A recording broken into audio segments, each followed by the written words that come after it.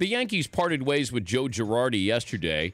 We got word of this late in the morning. Still had time to talk about it during the show. And you might think it's surprising because Girardi managed a team that defied expectations. They weren't supposed to be in Game 7 of the ALCS this season. I thought they were a year away. Nobody knew who Aaron Judge was. In fact, there were reports that they tried to trade him, not during the season, but prior to the start of the season. They weren't sure what they had with him. Sanchez, they knew what they had. Bird's a good player. Didi Gregorius, I think, surprised a lot of people at taking that next step, but they weren't sure what they had here. They knew they had a pretty good bullpen, but could they challenge for the American League Championship? Girardi provided a solid bridge from Joe Torre to the next generation of talented Yankee teams. And this isn't like the old George Steinbrenner days when I was covering the Yankees and I went out there a couple of times when Billy Martin either got hired or fired. And you weren't quite sure what was going to happen each time you went out there. The Yankees still face high expectations despite a different financial landscape. And I know that there's going to be criticisms. There's going to be a profile of Joe Girardi that he was too by the book. He managed every game like it was Game 7 of the World Series, that he didn't relate to today's young players. Maybe the Yankees have to realize the risk. Maybe they're realizing that. Maybe you're getting rid of Joe Girardi. And by the way, it wasn't a mutual parting here. The Yankees didn't want him back. Now they're going to get somebody who relates to the younger player. You always go the opposite. Every time a manager gets fired, you go, well, he was a little too nice to the players. We're going to bring in a disciplinarian.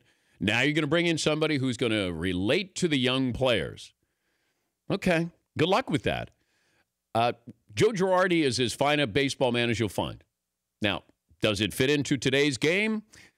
Is he too uptight, by the book? Okay, that's open to criticism there. And apparently Brian Cashman's willing to stake claim to the future of this team, the immediate future, that they need to bring in somebody younger who will relate to these younger players. They have the talent to do this. Now you got to find the right man. And the only thing I'm curious about here is if the Yankees knew they were going to get rid of Joe Girardi, and there were even rumors that he was on the hot seat, he could have been managing for his job, whether it was the wild card game or against the Indians. The players that there have been anonymous tweets to say, no, we weren't winning to save Joe his job. But if you knew that you were not going to bring him back, if you got that strong indication, it's not like the season ended. You go, let's see, what do we have to talk about? Girardi's future. Oh, okay. All in favor? All opposed? Okay, let's get rid of Joe Girardi. Alex Cora was the darling, the object of everybody's eye when it came to filling a managerial spot. The Red Sox jumped in and got him, but the Nationals were interested in him. All the teams that had an opening were interested in Alex Cora. If you knew you were getting rid of Joe Girardi and you wanted a younger guy who can relate to the younger players, that was the surprising part of it. Do I think they're bringing back Don Mattingly? No, I don't.